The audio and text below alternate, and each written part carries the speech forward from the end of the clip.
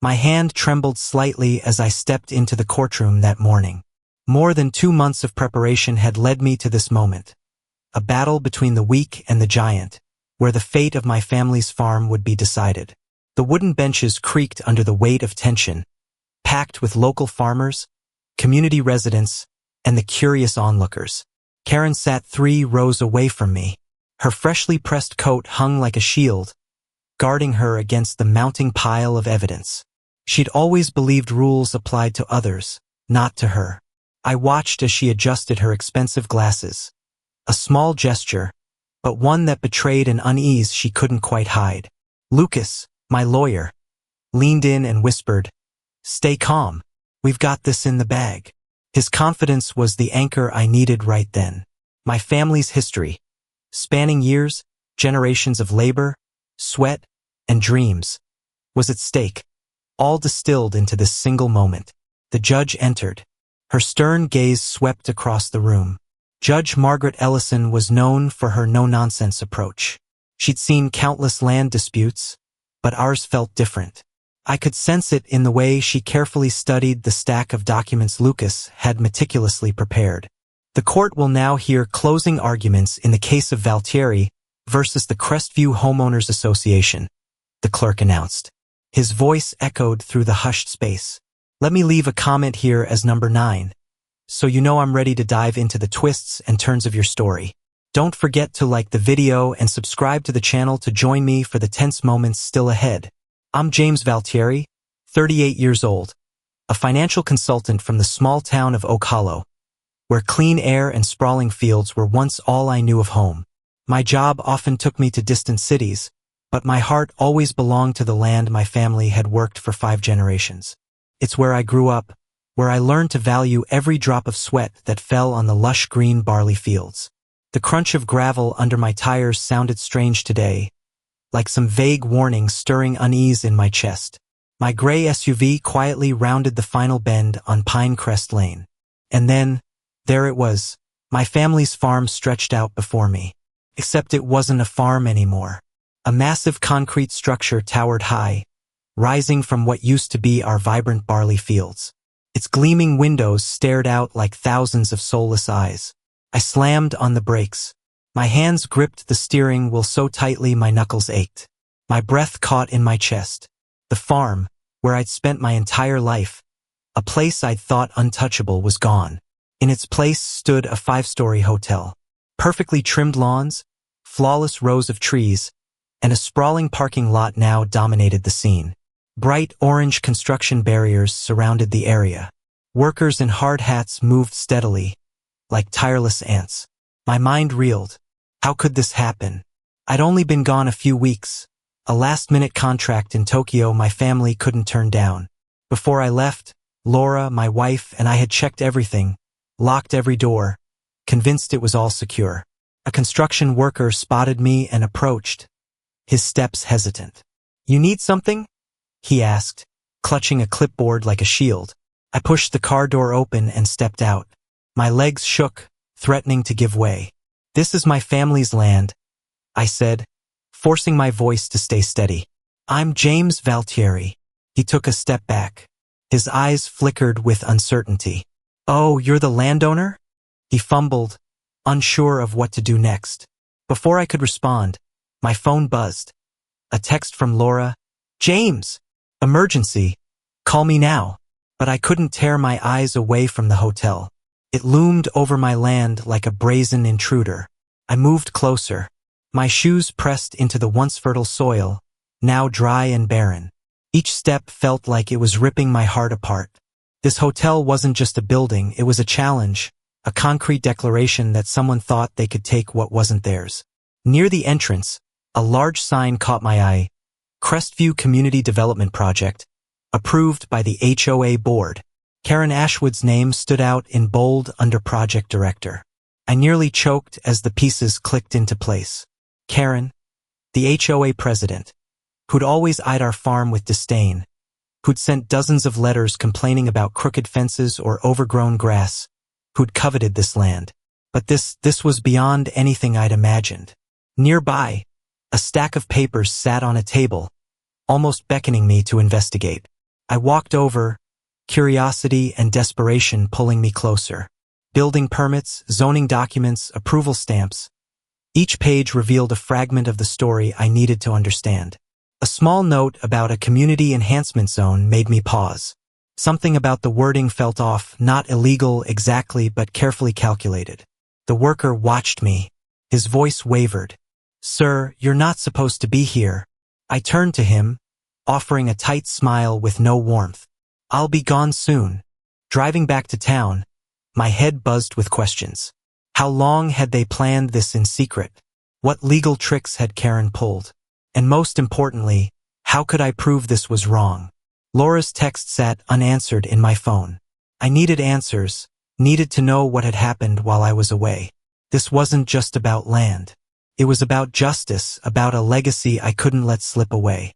A billboard flashed into view. Crestview. Growing together. The irony made me want to scream. Growing together, it turns out, meant taking without asking. At a small cafe in town, I sat down. My hand started scribbling. Dates, observations, questions. Each line was a step toward unraveling this chaos. The farm wasn't just land. It was our history, our future. The waitress poured me more coffee. "Rough day?" she asked, her voice soft. I looked up. A determined smile crept onto my lips. "It's only just begun," I replied. Karen had no idea, but I would fight back, and I'd do it smart.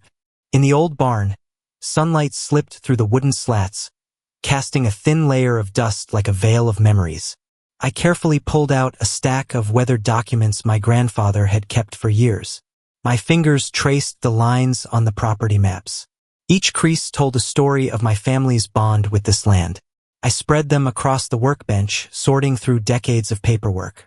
Someone else might have tossed them long ago, but a gut feeling always told me to hold on. My grandfather was meticulous, always ready for the unexpected. Now, that foresight might be my only hope. The first sheet was a hand-drawn property map from 1968.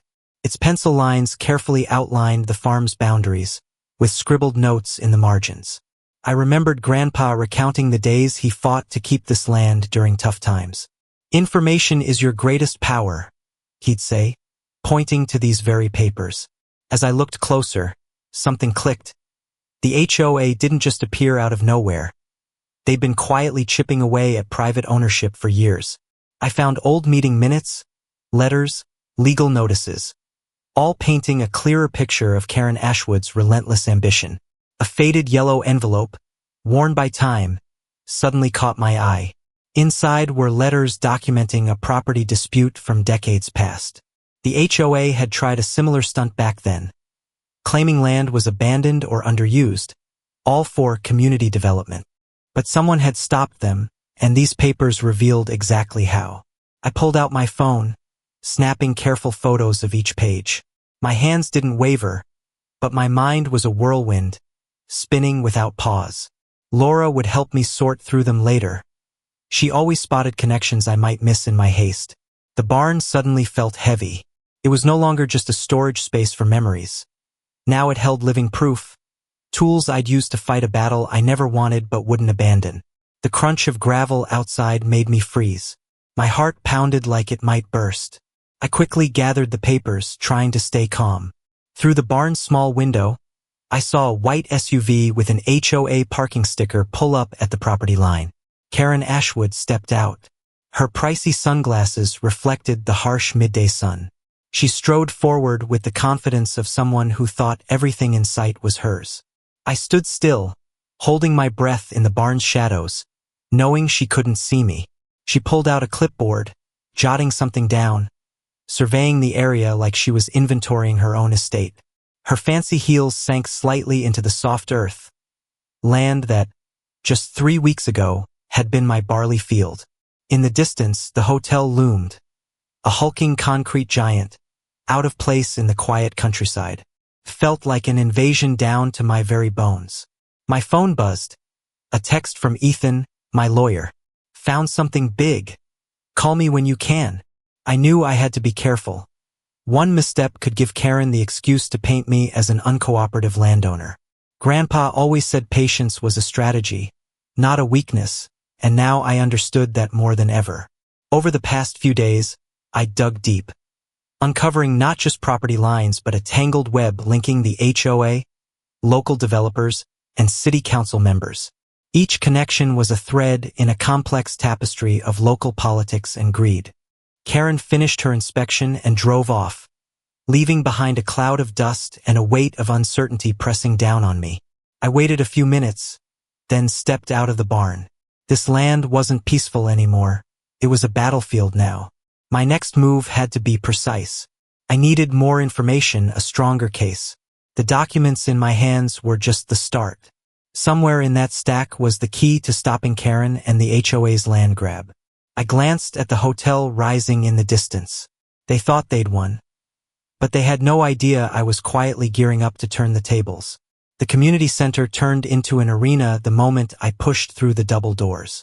My leather briefcase was packed with carefully organized documents, each page a ready arrow to defend my family's land.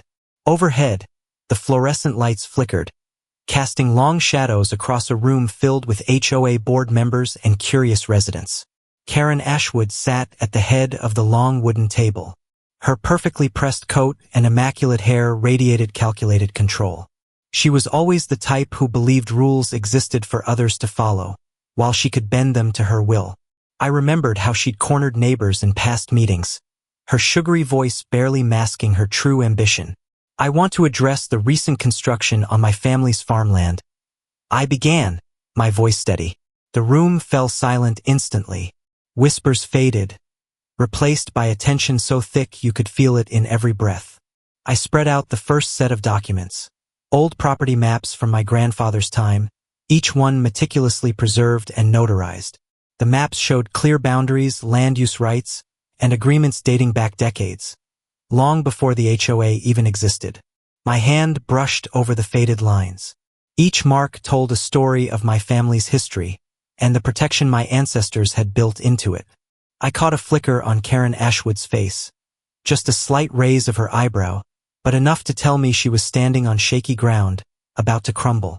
These documents, I went on, prove that the land where the hotel now stands could never have been legally transferred without my explicit consent.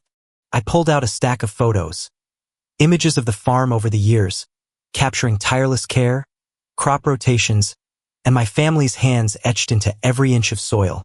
Each photo was dated, each one a hammer blow to the coffin the HOA had built for itself. An older woman in the back row leaned forward suddenly.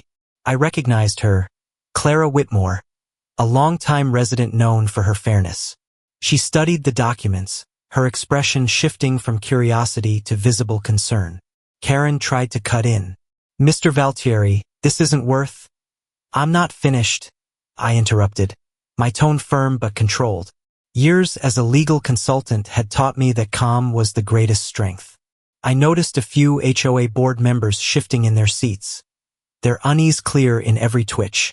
The next document I presented was a game changer, an environmental impact report I'd commissioned myself. It exposed glaring flaws in the hotel's construction, drainage systems risking contamination of local water, land disruption violating county environmental codes.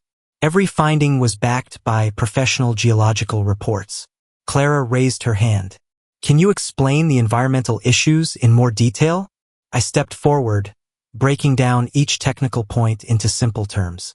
I didn't want to confuse anyone. I wanted them to understand.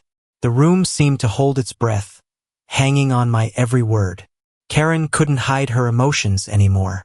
Panic, fear, and desperation flooded her face. She knew I wasn't just challenging the hotel. I was dismantling a years-long system of overreach. "No one has the right to steal someone else's land," I said, my voice carrying weight. "This isn't just about a hotel. It's about ownership, family legacy, and the trust of this community." A younger board member, Owen, I recalled his name, leaned forward. "We need to clarify some points in these documents." I gave a small smile. Questions meant they were listening. Questions meant they felt the gravity of what I'd brought. Over the next 2 hours, I dismantled the HOA's case piece by piece. Every document, every photo, every legal reference built a stronger picture. I wasn't just defending my land, I was defending a fundamental principle. As the meeting stretched on, I saw a shift. Board members who'd started out indifferent now looked troubled. Clara scribbled notes nonstop. Owen pored over the environmental reports with genuine interest. Karen sat silent, her initial confidence melting away with each passing minute. When I finished, a spark of hope flickered in the room. I hadn't won yet, but I'd planted seeds of doubt, seeds that would grow into big questions about the HOA's actions. As people started to leave, Clara approached me. "Those environmental reports are troubling," she whispered. "I don't think the board even realized what was happening." I nodded, gathering my documents.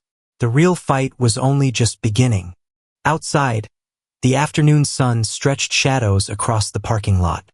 My truck stood quietly, like the farm waiting for me. But everything had changed. This wasn't just about land anymore, it was about justice. Karen stood across the lot, watching me. Her eyes burned with resentment and unease. She knew I wouldn't stop. Not now, not ever. Old man Bradley knocked on our door right after breakfast. His thin hands trembled slightly as he slid an old paper envelope across the kitchen table.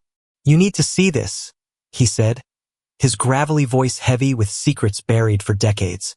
Inside was a collection of faded photos and handwritten notes, telling a story far beyond anything I'd imagined. Karen Ashwood wasn't just targeting my farm. She had a history of land grabs stretching back years. The documents laid out a clear pattern: manipulative tactics, backroom deals, and a systematic approach to seizing community land under the guise of neighborhood improvement. I felt Laura's hand rest on my shoulder, her presence a steady anchor in the storm of emotions. "What are you thinking?" she asked, her voice calm but full of understanding. "These documents," I replied, spreading them out one by one, "aren't just old papers. They're a roadmap to exposing Karen's entire scheme." Bradley eased into a chair. His gaze drifted to some far-off place. "She's been doing this for decades," he said. "No one's ever had the guts to stand up to her." The first photo grabbed my attention. An aerial view of Crestview, probably from the early 1980s. Red lines were carefully drawn to mark property boundaries, but something was off. They didn't match the official county records I'd been studying for days. "I remember when she first became HOA president," Bradley went on. "Promised to make this community a better place to live. But better for who?" Laura started copying the documents, her movements precise and careful. Each page was potential evidence, each photo a tool I could wield in the legal fight ahead. A young woman passing our window caught my eye. Her face looked familiar. I'd seen her at HOA meetings. She paused for a moment, glancing toward our house with a worried look, then hurried off. "Who's that?" I asked Laura, but she'd noticed the odd behavior too. Bradley leaned forward. "Some folks in the community are starting to talk. Not everyone agrees with Karen's plans, but they're scared. She has a way of making life suffocating for anyone who speaks up." I began piecing things together in my mind. Each document told a tale of subtle manipulation. Rezoning properties, sneaky boundary shifts, mysteriously approved permits. Karen had been playing a long game, and my farm was just her latest target. "We have to be careful," I said to Laura, my heart heavy but resolute. "These documents are gold, but if we rush, she'll find a way to discredit everything." The phone rang, a number I didn't recognize. Laura picked it up, her voice steady. The conversation was short, cryptic. When she hung up, her expression shifted. "Someone wants to meet you," she said. "Someone who knows more about Karen's past projects." Bradley gave a faint smile, a glint of hope in his eyes. "Looks like the truth always finds a way to surface," he murmured. I organized the documents, slipping each one into clear plastic sleeves. Years of meticulous record-keeping were about to pay off. Karen thought she could take whatever she wanted with ease, but she had no idea I was ready to push back. Outside, a car rolled by our house at a slow crawl. Through the window, I caught a glimpse of a familiar face, the same girl from earlier. She was watching, waiting for something. But what? Laura took my hand, giving it a gentle squeeze. "We'll get through this together," she said, her words firm like a promise. The papers in front of me weren't just paper, they were living proof. Proof of a calculated land-grabbing system, proof that Karen Ashwood thought she was above every rule, and most importantly, proof that we'd fight to the end. Bradley stood to leave, but before he stepped out, he left me with one last thought. Sometimes, he said, the quietest people carry the biggest stories. As he walked away, a sheet of paper slipped from his coat and fluttered to the floor. Another piece of the puzzle waiting for me to uncover. The next day, I began sorting through the pile of papers, old maps, and property records, building a maze of information that would become my weapon. Lucas Haverford, the lawyer I'd hired, sat across from me, his reading glasses perched neatly on his nose. "These property boundaries are trickier than I thought," he muttered, his finger tracing the lines on an old survey map. His voice carried a mix of excitement and focus, sparking a faint glimmer of hope in me. I thought back to how Karen always belittled my family at community meetings, her sly digs about outdated farming methods or inefficient land use. Her pristine suits and manicured nails stood in stark contrast to my worn work boots and calloused hands. But today, these hands would be the tools to reclaim justice. Laura brought us coffee. Her hand rested briefly on my shoulder, a quiet gesture, passing me strength. She knew what this meant to our family. This wasn't just a piece of land. It was our history, our legacy, something we had to protect at all costs.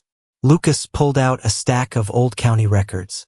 "Take a look at this," he said, spreading out 4 different maps from across the decades. "There's something off about how the property lines were documented over time." I leaned in, watching as he carefully layered the maps on top of each other. Each one told its own story, but together, they revealed something I hadn't expected. Tiny discrepancies started to emerge, subtle shifts in the boundary lines most people wouldn't notice. "The HOA got sloppy," Lucas whispered, a faint smile tugging at his lips. "They thought it was straightforward, but in legal land disputes, nothing's ever simple." We spent the whole afternoon poring over every detail. Old property tax records, inheritance documents, even letters between my grandfather and county officials from decades ago. Lucas's phone pinged with a notification. He checked it carefully, then looked up, his eyes alight. "The local historical society just responded to my request. They've got some intriguing documents about land use in this area from the 1950s. I thought of Karen, how she always acted like she owned everything. The perfect lawn in front of her house, the polished HOA newsletters, the confident stride as she moved through the neighborhood like an untouchable leader. But every power has its limits, and hers was about to buckle under the weight of her own arrogance. "We need to be careful," Lucas cautioned. "If we show too much too soon, they'll find a way to cover it all up." I nodded, understanding this was a game of strategy requiring finesse. It wasn't just about winning, it was about bringing the truth into the light. Laura came in with a box from the attic. "I found this in Grandma's things," she said, setting it on the table. Inside were more old documents, property surveys, land transfer records, stuff most people would have thrown out long ago. Lucas's eyes widened as he examined each page with precision. "This could change everything," he murmured, his voice brimming with excitement. The afternoon light faded, shadows stretching across the kitchen. Each document was a potential tool, each map a battleground I was ready to face. Karen thought she could easily steal our land, build that hotel, erase my family's legacy, but she had no idea what I was preparing. The phone rang faintly in the distance. Lucas checked the caller ID and grinned. "County Records Office," he said. "They just found something noteworthy in the archives." I gazed out the window, toward the land Karen had tried to take, the fields where my family had poured sweat across generations. Now it held a secret, a legal shield stronger than any concrete hotel. "They underestimated us," I said, "and that'll be their biggest mistake." Lucas packed up his briefcase, sliding each paper into a secure folder. "We're not just fighting for land," he said. "We're fighting for justice." As he left, night fell over the farm. The hotel loomed in the distance, a symbol of Karen's greed. But symbols can crumble, and this one would soon fall apart. I knew our battle was only beginning, but for the first time in 3 weeks, I felt something I'd lost since seeing that hotel. Hope. The phone rang again, a number I didn't recognize. A gut feeling told me this call would change everything. The dusty attic had long been a refuge for memories, but today, it felt different. Sunlight streamed through a small round window, highlighting tiny dust motes floating like miniature storytellers. Laura carefully lifted an old wooden box I'd never seen before, its edges worn, its brass hinges slightly tarnished. "I found this behind great-grandpa's filing cabinet," she said, her voice tinged with curiosity and caution. "There's something special about this box." I watched as she opened the lid. Inside, layers of well-preserved documents painted a mosaic of our family's history. Old land deeds, faded photos, and letters spanning decades, all a puzzle waiting for me to solve. My grandfather wasn't just a farmer. He was a visionary beyond anything I'd imagined. The first document we pulled out was a detailed property map, but not an ordinary one. Neat notes in my grandfather's precise handwriting filled the margins, lines that seemed to tie our land to something far bigger than a simple farm. "Look at this," I whispered, my finger tracing a jagged red line along the map's edge. It connected our property to neighboring plots in a way that hinted at a complex legal web. Tiny symbols, almost like a secret code, marked specific spots. Laura leaned closer. "They look like surveyor marks, but odd, like they mean something more." As we kept digging, a pattern emerged. My grandfather had meticulously recorded every interaction with local authorities, every land survey, every property deal. It was as if he'd been preparing for a fight that hadn't even started in his time. One document caught my eye, a yellowed letter from 1965, addressed to the county land registry. It bore my grandfather's name, but its contents were nothing like I'd expected. It mentioned an old land trust, a legal mechanism so intricate even modern lawyers might struggle to untangle it. "This isn't just a deed," I murmured, a wave of awe rising inside me. "It's a legal shield." Laura pulled out another paper, a hand-drawn family tree stretching far beyond our immediate relatives. Names I'd never heard were carefully linked to dates and places, forming a tangled network of land ownership.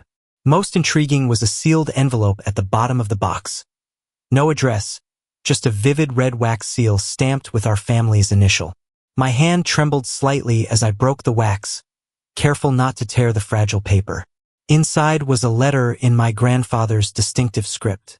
Every word was deliberate, calculated. He wrote of a legal safeguard he'd set up, a multi-generational trust designed to activate under specific conditions, conditions that sounded eerily like our current clash with the HOA. "He knew," I said softly, filled with reverence.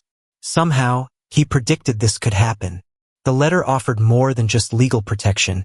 It hinted at a larger story, one tied to land rights, community development, and a dispute predating the HOA's existence. Each paragraph was crafted with care, enough to spark curiosity without giving everything away. Laura noticed my expression shift. "What's on your mind?" I took a deep breath. These documents aren't just about protecting our land. They're the key to exposing something much bigger. A series of aerial photos slipped from the papers, images of the land spanning decades. They revealed subtle changes, boundary shifts only a keen eye would catch. My grandfather had documented something, leaving a trail of evidence that could completely unravel the HOA's current actions. One photo of Karen's family land from years ago made me pause.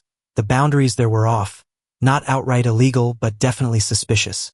"We need Lucas to see this," I said, gathering the documents carefully. "But we can't let Karen know we've found them, not yet." Right then, my phone buzzed. A text from an unknown number. Some secrets should stay buried. The game had just entered a new phase. The box seemed to whisper tales of resistance, of calculated legal moves waiting decades to be played. My grandfather was a strategist who'd foreseen this fight long ago. Laura took my hand, squeezing it firmly. "What's our next step?" I looked at the documents, a steady resolve taking shape. "We get ready." The next day, Laura watched me. Her eyes held a mix of worry and resolve. The local paper, the Crestview Chronicle, had hinted at a big story, and I knew today would change everything. I'd spent the past month preparing, gathering every shred of evidence like a detective facing a stubborn puzzle. Old property maps, historical records, and contact logs were my tools.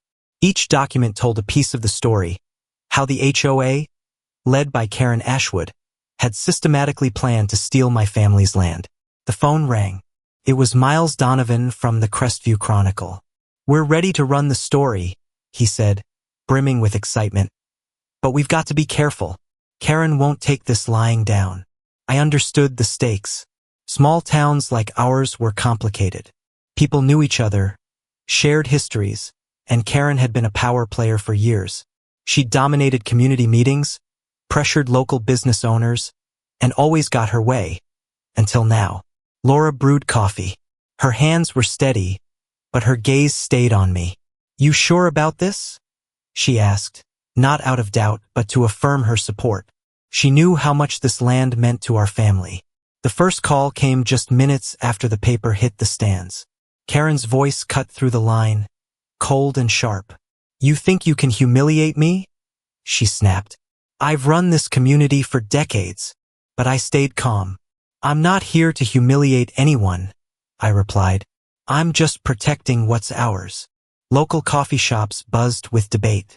People who'd once stayed quiet out of fear now shared their stories.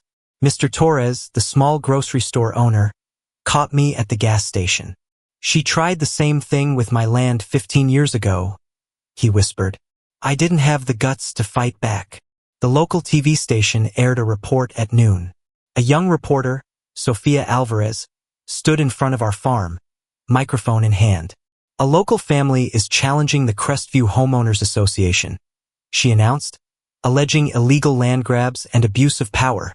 Karen's response was predictable. She called an emergency HOA meeting, inviting the local media too.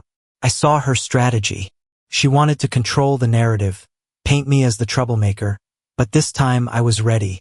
Lucas Haverford, our lawyer, arrived with a thick stack of files. "They'll try to discredit you," he warned. "Be prepared for anything." The community center was packed.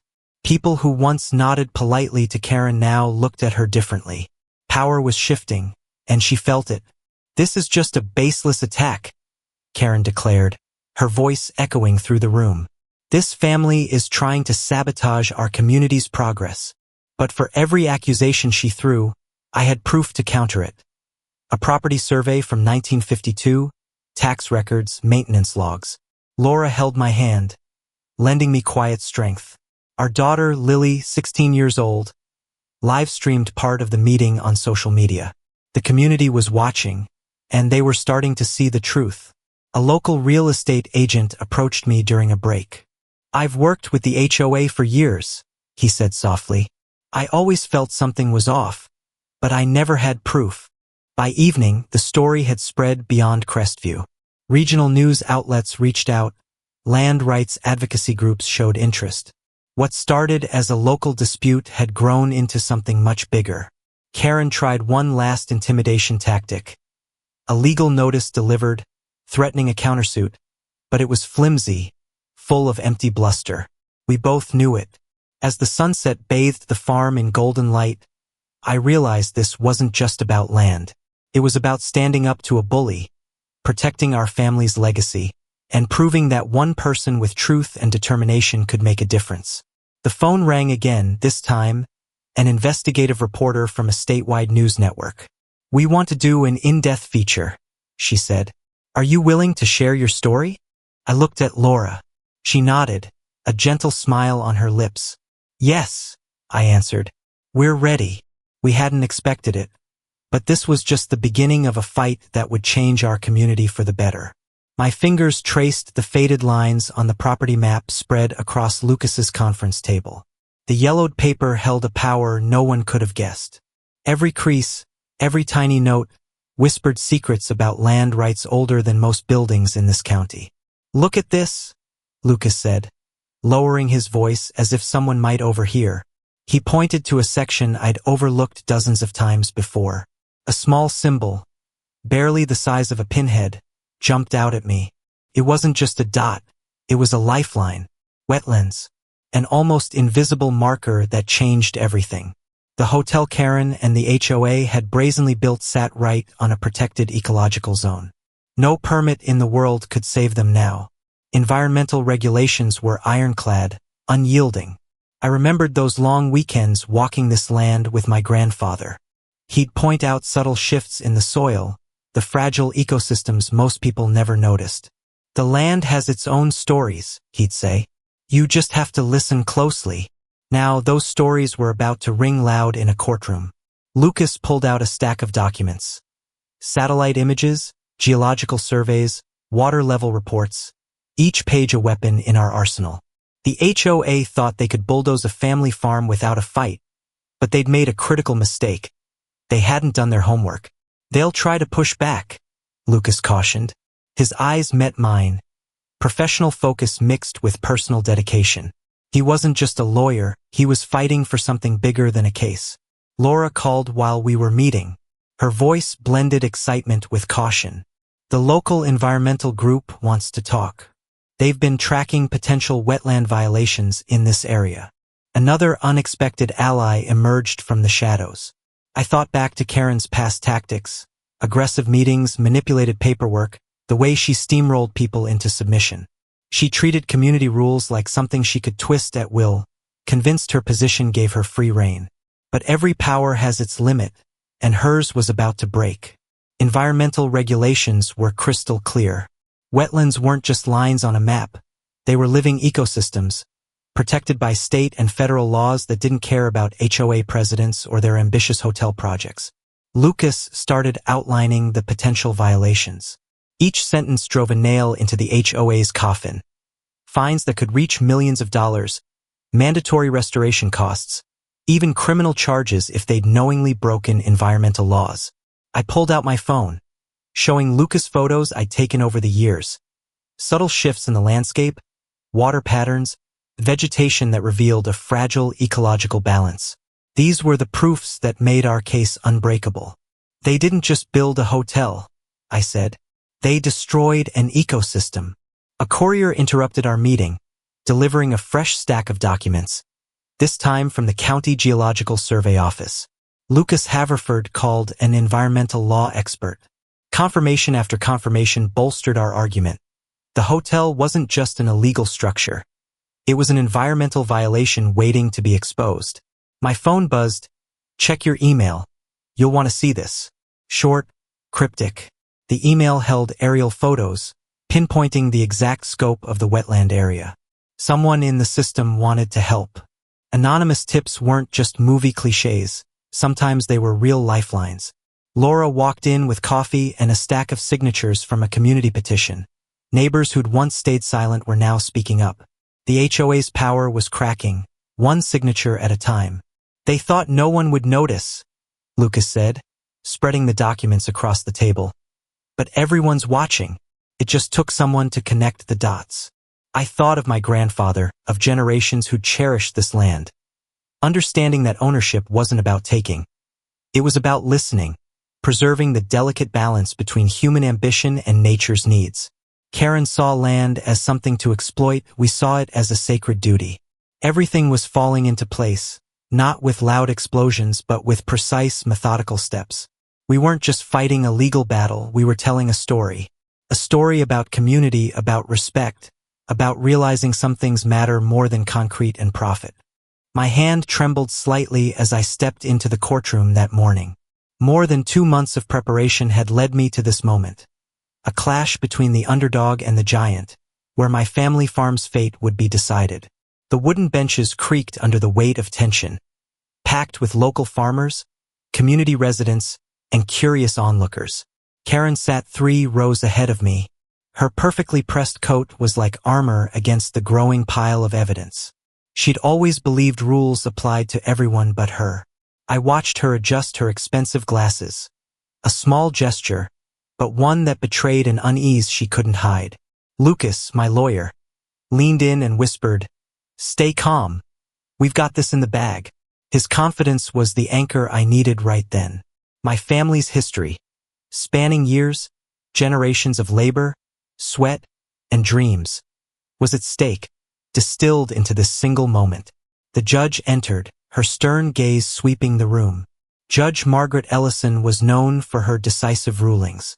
She'd seen countless land disputes, but ours felt different. I could tell by how intently she studied the stack of documents Lucas had painstakingly prepared. The court will now hear closing arguments in Valtieri versus the Crestview Homeowners Association, the clerk declared, his voice echoing through the hushed space. Lucas stood first. His navy suit was crisp, exuding professionalism. Your Honor, this isn't just a simple land dispute. It's about systemic abuse of power, an intentional effort to strip a family's legacy through bureaucratic trickery. He began laying out the evidence. Property maps from my grandfather's time, preservation records, specific clauses in the original community covenant the HOA had deliberately ignored. Karen's lawyer tried to interrupt, but Judge Ellison stopped him with a stern glance. I noticed Karen's fingers tapping relentlessly on her leather folder. For the first time, I saw her usual confidence waver. Ms. Ashwood, the judge addressed her directly, can you explain why your organization proceeded with the hotel construction without a full environmental impact study? Karen answered quickly, almost rehearsed. We followed all standard procedures, the land was technically. Your Honor, we have evidence to the contrary. Lucas cut in. He presented a series of emails, exchanges between Karen and local officials, revealing backdoor deals meant to bypass proper protocols. I remembered the long nights with Laura poring over these documents. The late hours of research, the meticulous cross-checking, the moments of frustration mixed with hope. Our lives had poured into this legal fight. A local environmental expert was called to testify. Her report highlighted severe ecological disruptions from the hotel's rushed construction, rare plant species, risks to groundwater contamination. Karen couldn't maintain her composure anymore. I saw beads of sweat roll down her forehead, her perfect exterior starting to crack. Community residents, once wary of her, now looked at us with growing curiosity and respect for our relentless effort. In a surprising moment, an HOA board member, visibly uneasy, stepped up to the witness stand. His testimony revealed internal dissent, showing Karen had acted without full board consensus. I can't stay silent anymore, he said, his voice thick with emotion. What she did wasn't right. Lucas's strategy became clear. This wasn't just about winning a case. It was about exposing a pattern of systemic abuse. As time passed, witnesses testified, documents were reviewed. The courtroom turned into a stage for truth. Each piece of evidence peeled back another layer of deception. As the day wore on, I watched Karen shift from confident to rattled. The woman who'd always believed she could outmaneuver anything now faced her greatest challenge. Judge Margaret Ellison didn't rush. She reviewed documents, asked sharp questions, and listened to every statement with care. Her demeanor was unreadable, giving away no hint of emotion. The final minutes drew near, the courtroom air thick with anticipation. One last document remained. Lucas approached the bench, his steps steady and deliberate. Your Honor, he began, this final piece of evidence will prove the full extent of the HOA's wrongdoing. Karen's lawyer stood to object, but everyone knew this was the decisive moment. My hand trembled slightly as I walked across the farm. Not from nerves, but from the weight of victory. Each step felt like a whisper to my grandfather, who'd safeguarded this land through generations with meticulous foresight. Laura walked beside me, her gaze sweeping over the recovering landscape. The barley fields, once disrupted, were sprouting new green shoots. Where the illegal hotel once stood, only foundation scars remained, a stark reminder of our fight. Lucas Haverford, our lawyer, had done more than win a case. He'd exposed a web of corrupt local officials who thought they could easily seize family lands. Karen's network was crumbling. For city council members had resigned, and investigations spread like an unstoppable fire. They didn't expect a farmer to fight back, I murmured, picking up a handful of soil. Felt different now, not just dirt, but a symbol of resilience. Our community had changed. Neighbors who'd once feared the HOA now stood tall, sharing their own similar stories. Local news outlets ran constant coverage of our battle, inspiring others to challenge unjust land grabs. But this wasn't just a win, it was about preserving a legacy. My grandfather's meticulous property records, kept in old leather-bound journals, had become our secret weapon.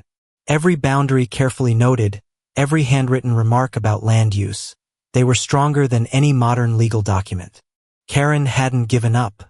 Her final glare in the courtroom told me this was just the start. She filed an appeal, hinting at shadowy connections that might reopen our case. But we were ready. Every potential trick had a countermeasure. The farm was no longer just land, it was a message. That small landowners could stand against powerful entities, that careful records and community support could overcome corruption. As the sunset painted the sky gold, Laura took my hand. "We did it," she whispered. But we both knew the real work was only beginning. In the distance, a hawk circled over our land, like a silent guardian watching over the peace we'd won. The story of James Valtieri and his fight to protect his family farm from the HOA's overreach reflects a very real issue in today's society. The clash between individual rights and collective ambition, especially amid rapid urban development. Through James's journey, I see the power of perseverance, knowledge, and community unity, values that still hold deep meaning in modern life, where individual rights can sometimes be overlooked for economic gain. The positive takeaway is this: with thorough preparation, unwavering resolve, and support from those around us, each of us can stand up for what's right, no matter how strong the opponent. This story is purely for entertainment and educational purposes, not intended to discriminate, criticize, or offend any individual or organization. If you found this tale engaging, please leave a comment sharing your thoughts. Hit like, share, and subscribe to the channel so you don't miss more exciting content ahead.